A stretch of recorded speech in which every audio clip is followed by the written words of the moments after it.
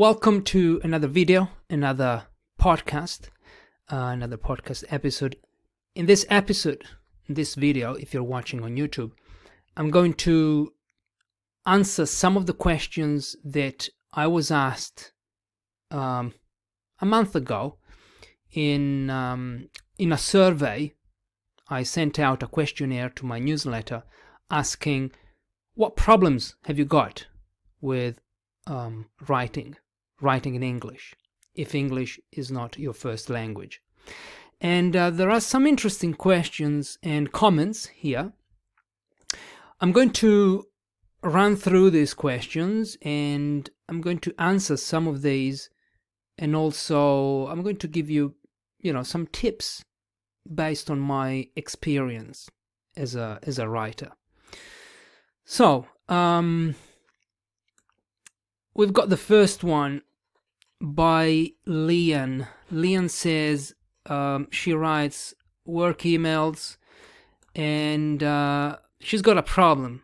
LeAnn says, I don't have enough vocabulary to express myself.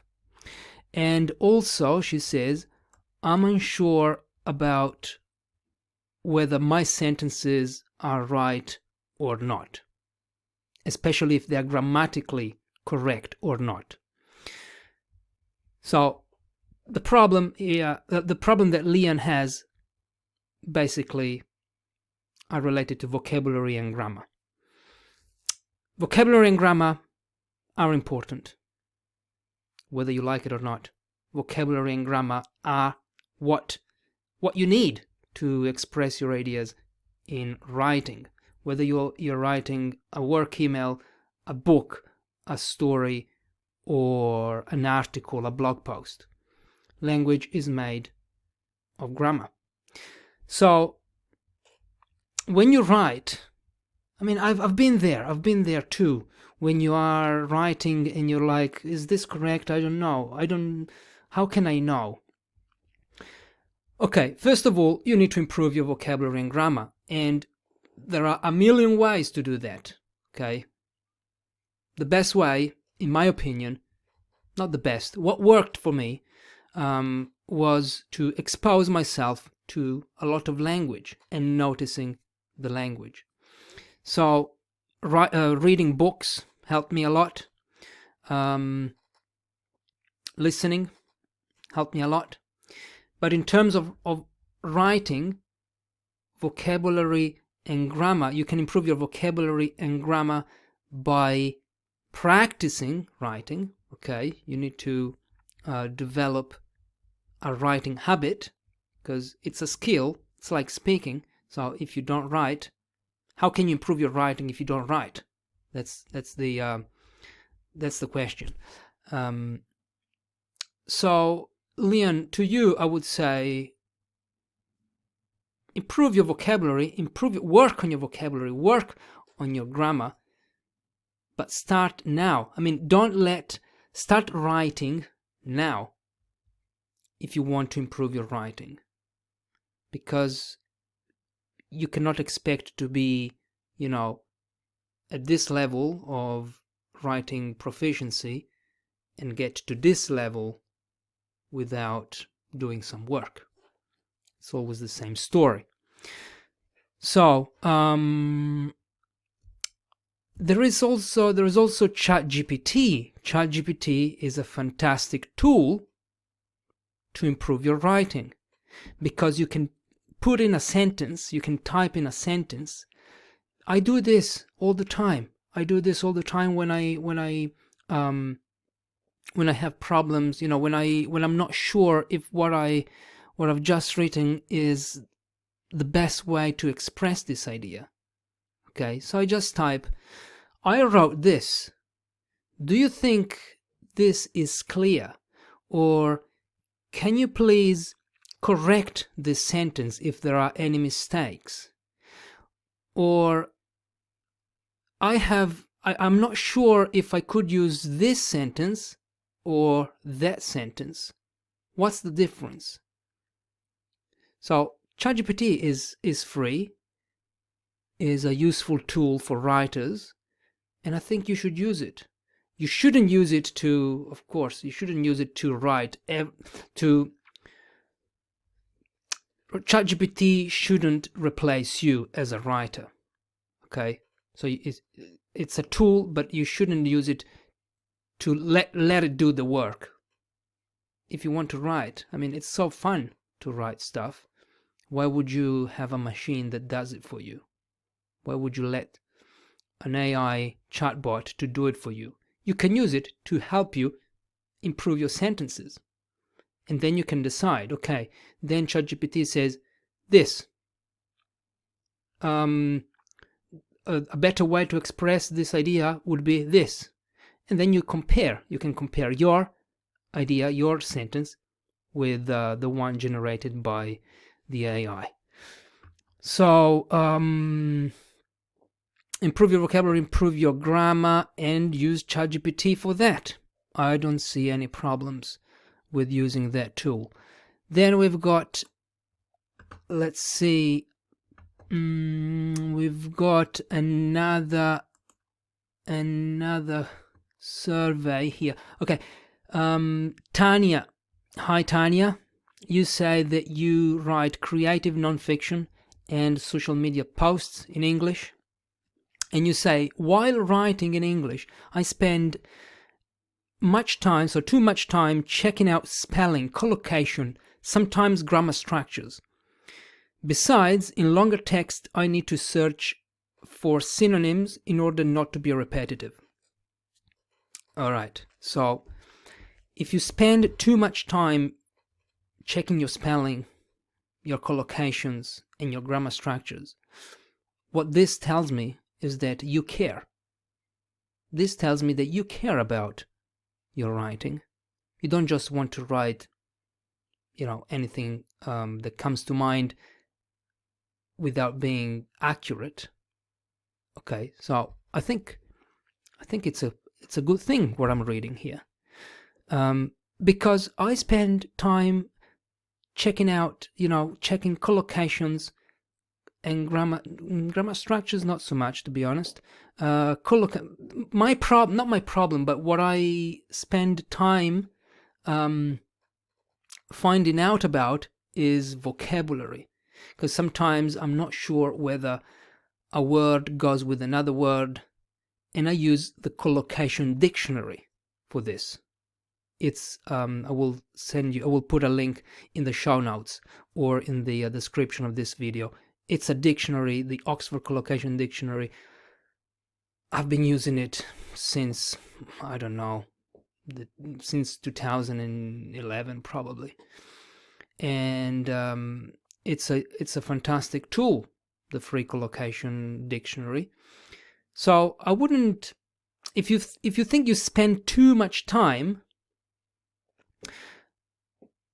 that's a positive thing, because you're improving there. You're improving your writing. You're developing your vocabulary. You're developing your grammar too, if you check the grammar. And I think you should continue doing those things. But on the other hand, if you want to publish something, maybe you want to publish a blog post or a story on your personal website, or you want to write something on Medium, and after 2 weeks you are still checking the grammar and the vocabulary, let that go. Publish, hit publish, because if you never publish, you will never get feedback, and you'll be up here in your mind all the time thinking about, okay, is that correct? Is that not correct? What will the readers say? What would they think about me? It doesn't matter. Just publish it. Okay? So, Tanya, in your case, because I spend time, every writer spends time checking the language. They spend time rereading what they wrote, editing, adding, removing, drafting, redrafting. So this is not just something that happens to the non-native speaker. the non-native writer of English. It happens to anybody, to every writer. Like, do you think that Stephen King writes his book in one night? He writes everything and then he publishes? No, of course not. So it's a process. Writing is a process. I'm learning this also because I'm writing a master's dissertation on the topic of writing. So it is a process. It's not boom, boom, boom, and then finished. Of course, you have to spend time checking your spelling, your collocations, and your grammar. But don't let perfectionism get in the way. Yeah? All right. So then we've got another student, learner, writer who says she writes daily. Okay, she writes, this is Anna. Hi, Anna. Thank you for answering this. We've got, she writes social media posts, work emails, academic papers, wow, and personal stories. And she says, what challenges, I asked, what challenges do you face when writing in English? She says, a lot, especially when it's an essay. And then she says she would like to know how to write an essay and a review. And a review of what? I'm not sure. I don't have enough information. But, okay, a lot of challenges. Anna, I don't know what your challenges are because you didn't tell me. But I see that you want to write an essay. You want to learn how to write an essay. An essay on what? I don't have enough info here, to be honest, to help you. I'm sorry, I can't help you here, Anna. But let me know if you're listening to this. Please let me know, and I'll be happy to help you. Then we've got, let's see, okay, we've got Bruna. She writes maybe once or twice a month, so she doesn't write a lot. She writes work emails and personal stories. And she says that her challenges, okay, what challenges do you face? Find the correct prepositions is always hard. All right, I understand. I totally get what you're saying because prepositions, it's tricky. It's a tricky grammar vocabulary area of writing, especially for non-native speaker writers of English. But again, you've got ChatGPT there.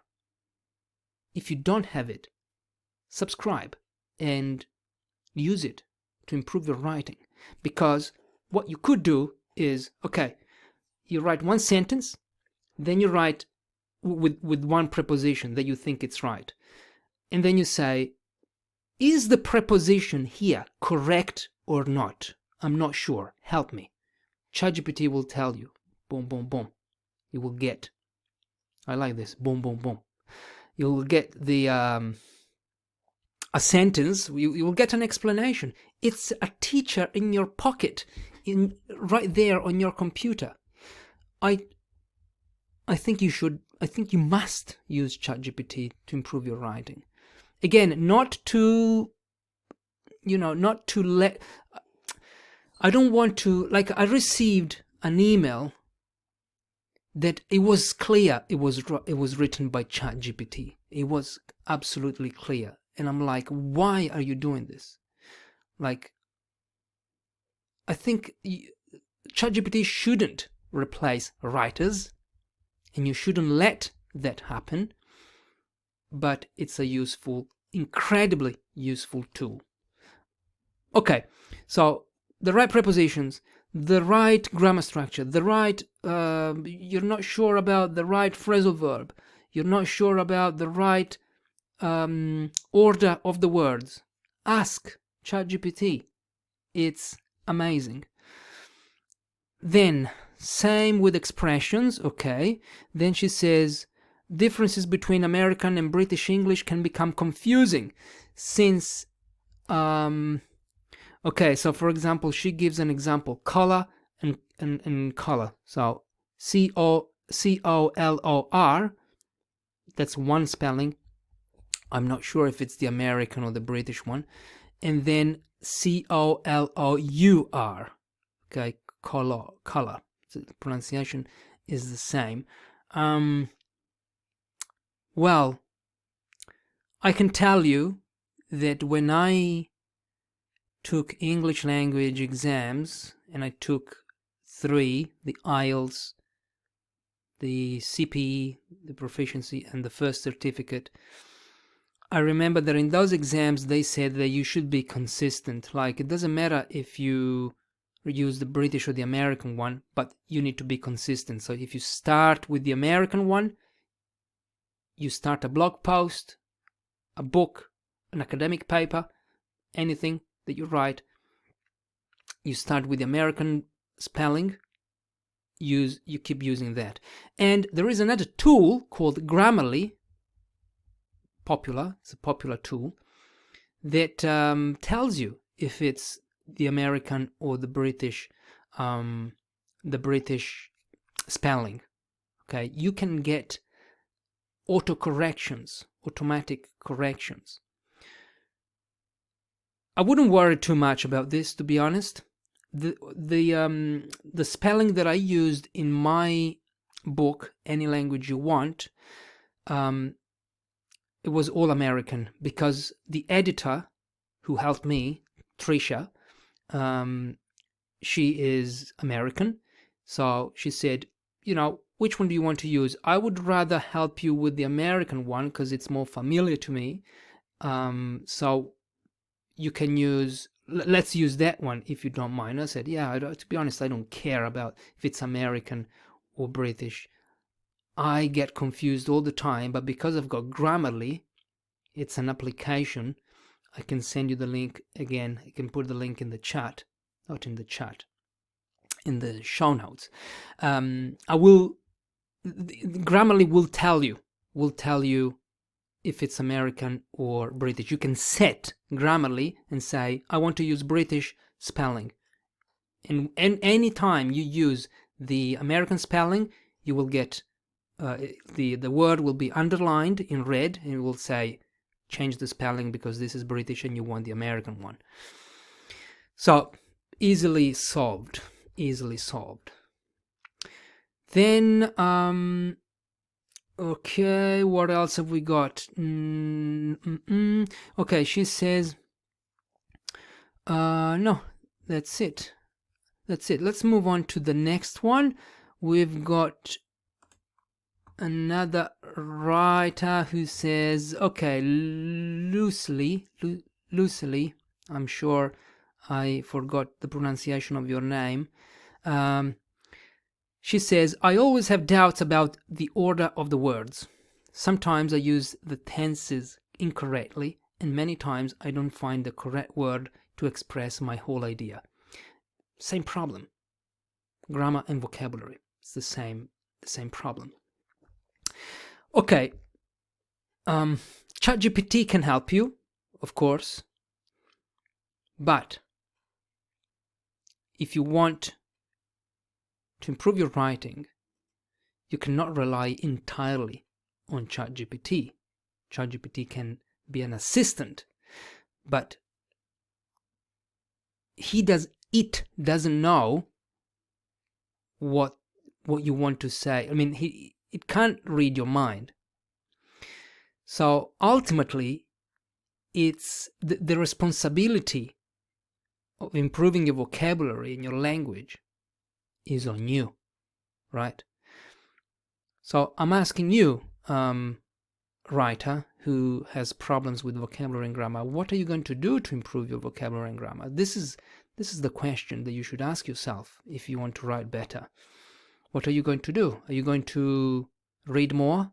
Are you going to have a vocabulary notebook where you record all the new sentences and phrases that you come across that you like?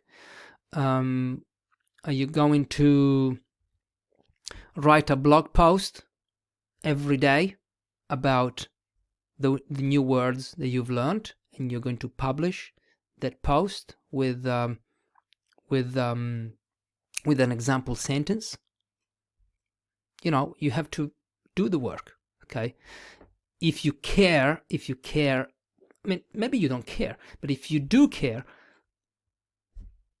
there are things that you can do. Of course, improving your vocabulary and grammar doesn't happen overnight. Reading is something that can really help you, because reading reinforces the vocabulary, reinforces the grammar, reinforces things that you half know. Maybe you are not sure about how to use the structure. For example, although people like this, they don't like that, so you don't know how to use that contrastive structure. Then you see it, you read a book or you read an article, and you see it in context, subconsciously, probably, but even consciously, if you notice things, that can help you. So reading, again, is a fantastic way, in my opinion. It helps me a lot. I would like to write efficiently, she says. I'm not sure what you mean by efficiently, so in a way that's clear, in a way that doesn't waste time. Not sure what you mean by efficiently. But, so, not really sure, to be honest. Let's move on to the next one. We've got Ghazala. I'm not sure if I'm pronouncing this correctly. She writes blog posts a couple of times a week. She's on Medium. I think you're on Medium. I think I saw your profile on Medium. And she says, how can I make more engaging and interesting posts? How can I catch the audience attention? I could talk about this forever. You need to tell an interesting story. And to tell an interesting story, first you need to have one that you think might be interesting. It should be something that you write not for yourself, but for your audience. So if I write something about what I had for lunch today, I don't think you will be interested. But if I tell you a story about how I made my lunch today, but I tell it in a way that makes you interested in what I say, the point is, how can I make it interesting?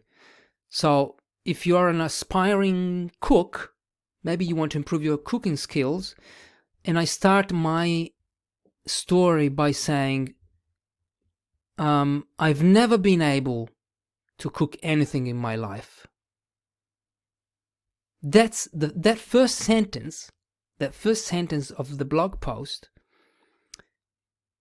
is something that maybe not, you'll never know. You cannot know. You don't have the power to know what other people are thinking about when they're reading your stuff. So I would say that sentence immediately creates a connection with the reader, because maybe the reader is someone whose cooking skills are terrible, but he wants to, or she wants to, improve her cooking or his cooking skills. So starting with, I've never been able to cook anything. Maybe the title of the blog post is The Day I Cooked the Best Lunch of My Life. I don't know, something like this. And then you start, I've never been able to cook anything in my life. Already there's a contrast. So you're saying that you've never been able, you've cooked something amazing, but now you start the story with this. I want to know more. I want to know more about what happened to you. Okay? First, because I I have some interest in the topic because I want to be a cook. So how can you attract your audience attention? Well, you need to be you need to write for them, I believe.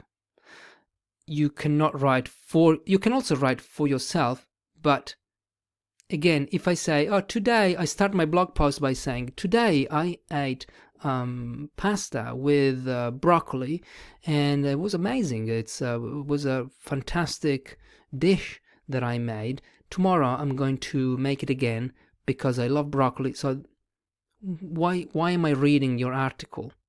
Okay, you need to write for the reader if you want to make it more engaging and interesting, because this is what you're asking for.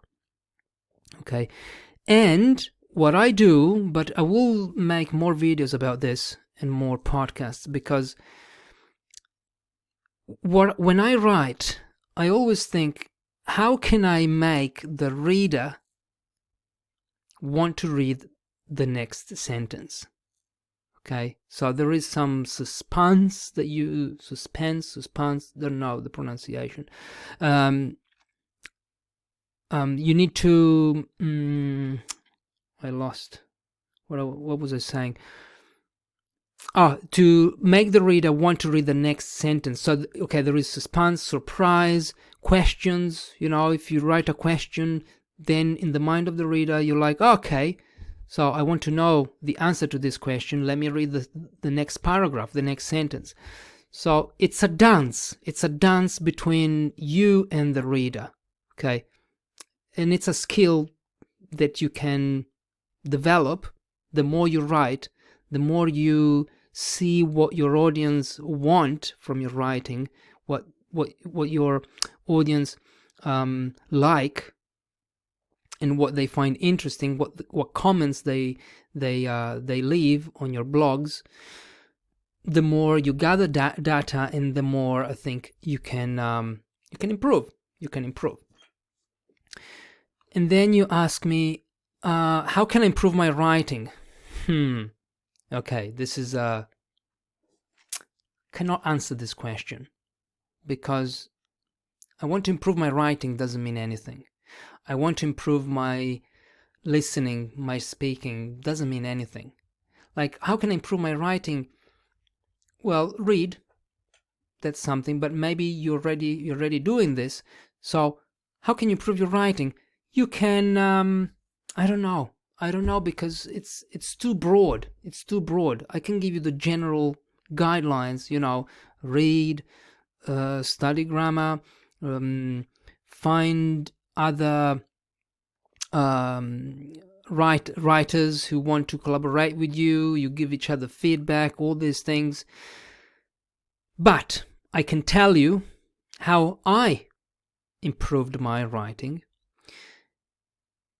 And I wrote a full blog post on this, on how I became a writer, how I improved my writing, how I published the book that I published, and how I'm still improving my writing.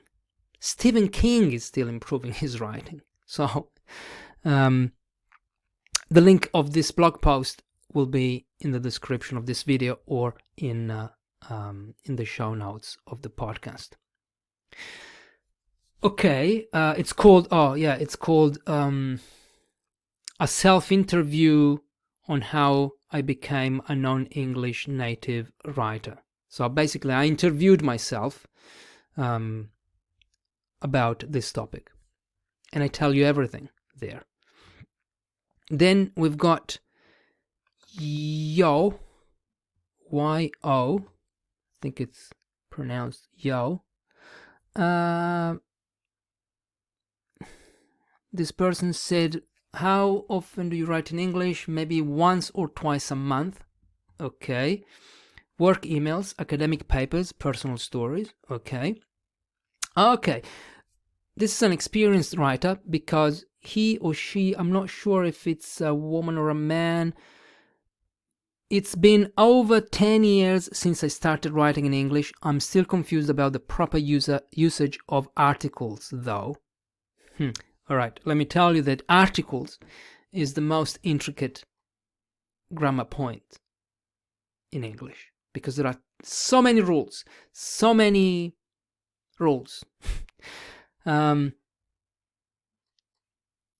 Notice, if you know that you have a problem with a particular grammar structure, a particular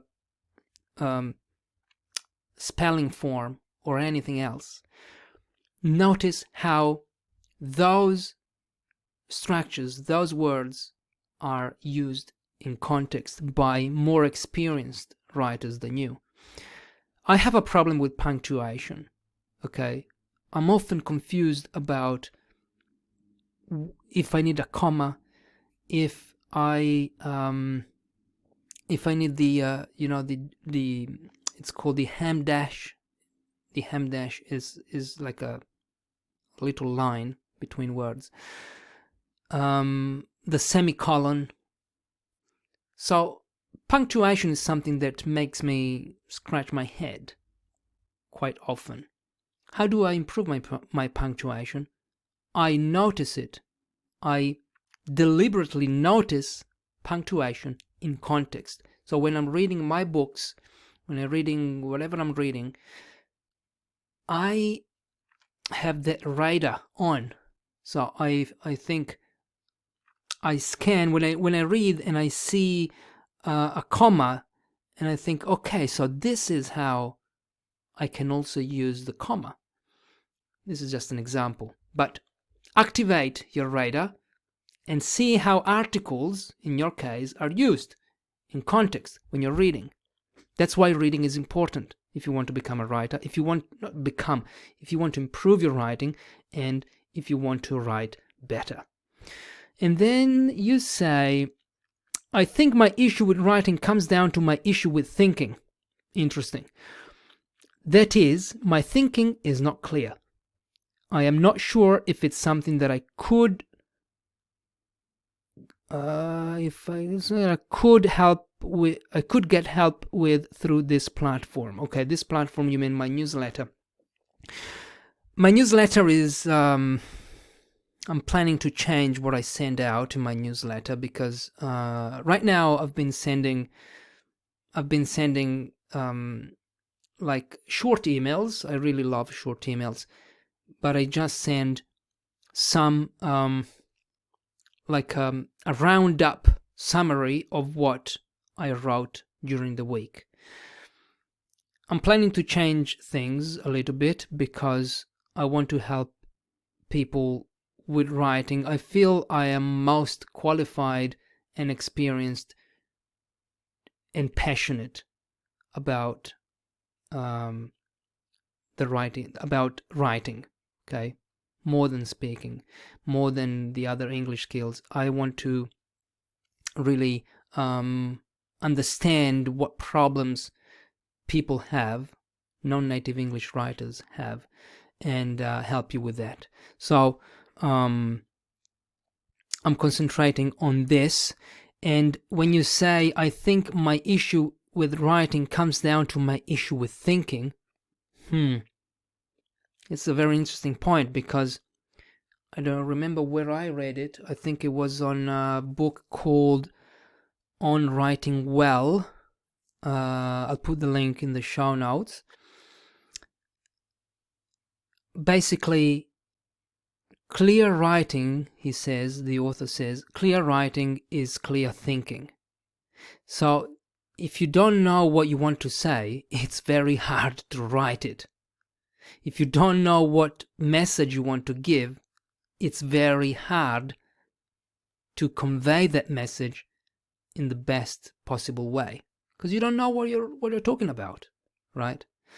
So how can you get clear on what you want to say? One strategy that I use is this.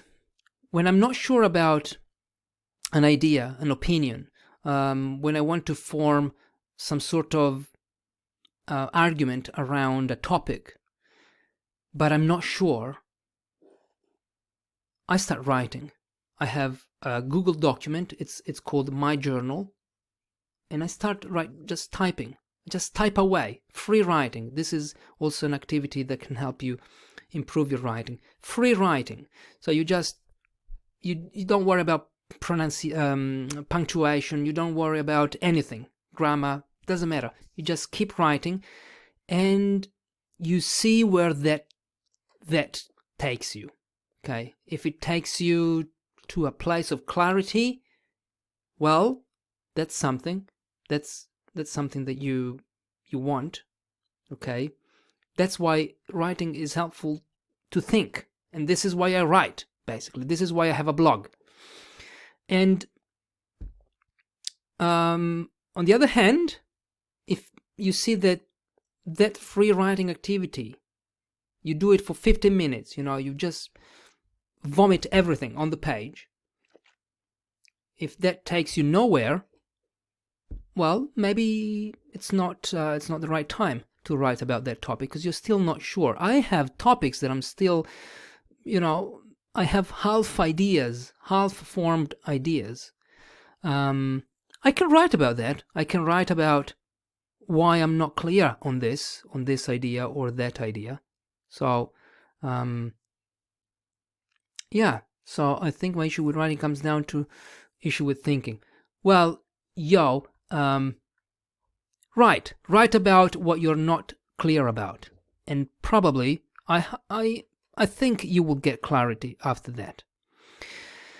All right, then. Okay, we've got the last one. Diana. Hi, Diana. You write daily. You write work emails, personal stories, and you say, when I ask what challenges do you face when you write, you say, I actually prefer to write emails in English because I think it has a simpler structure and a better way of conveying messages. Okay, Diana is Italian. Definitely, I agree. When I write in Italian, which doesn't happen very often, I only write work emails in Italian, and that's it. I find that the Italian language is wordy. So we use a lot of words, a lot of words. It's a very good language. I mean, it's one of the most appreciated languages in the world. It's romantic. It sounds cool. I like my language. But I agree that English is more to the point, more direct. So, yeah. I also use it for my personal to-do list, messages, and thoughts. Cool. In that case, I only switch to my own language, Italian or Spanish, when there is a better expression or word to express the concept. Yeah. So, when there are words in English that don't exist in Italian, there are words in Italian that don't exist in English, and in so many other languages. So, first you have the idea, then language comes to help you to express that idea. Maybe you have the idea, but in the language there is no word or expression to express that idea. So you need to switch language. I agree. Very interesting point. And then you say that probably you would need to get help with linkers and fixed sentences, like you say, as a matter of fact, it goes without saying. So these little chunks. Again, to improve your vocabulary, your repertoire of expressions, reading. Also, I keep saying reading because reading is what helped me. It's what I really found useful and helpful. But also reading and writing. Because the more you write, the more you realize there are things that you don't know. The more research, like Tanya does, the more research you have to do, and the more you improve your writing. There's no secret here. Plus, now we've got ChatGPT. So, it's never been easier to improve your writing. Okay, and I wanted to tell you one last thing about linkers, because I wrote a blog post about linkers. I've noticed over the years as a teacher, and also I've noticed it on myself, that non-native English speaking writers, they tend to use these linkers at the beginning of every single sentence.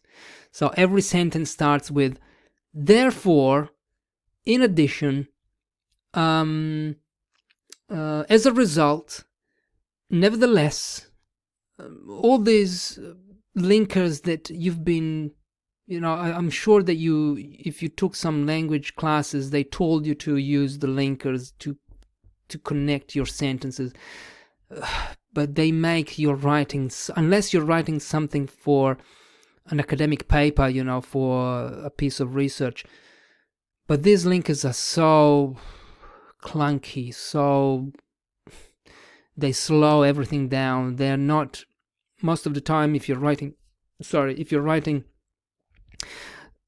an informal blog post, you don't need them. You just need so, and but. That's it. Okay. So there's a post. It was a very popular blog post that I wrote on Medium. Was viewed more than 5,000 times. I will link it in the show notes or in the description of this video. What else? Well, that's it, I guess, for now. Did I answer all the questions, LeAnn? Okay. So, if you have any questions about writing, about how to improve, about anything really that you want to ask me, there's a link in the show notes with a link to a form where you can ask me questions, and I'll be happy to help you with more podcasts, video, blog posts. So let me know. I hope this is helpful. And I hope that you will keep writing, but not just writing. I hope that you will start, if you haven't started yet, start publishing. Publish something for the world. Put your ideas into the world. Put your opinions into the world. That's a great idea to connect. If you talk about the things that you love, this is something that I've noticed, something that I experienced, that if you talk about the things that you love, you will attract people who love the same things, right? I love this. I think I read it in a book. It was Show Your Work by Austin Kleon. That's what he said. Talk about the things you love, you will attract the people that love the same things. And I'm talking about writing here today because I love writing. And if you like writing, I hope this will attract you to me. I don't know if this is English, but thank you so much. I hope you enjoyed this episode, and let me know in the show notes, in the comments, in the form, how I can help you, or if you have any questions about the writing process. All right, bye-bye. Thank you.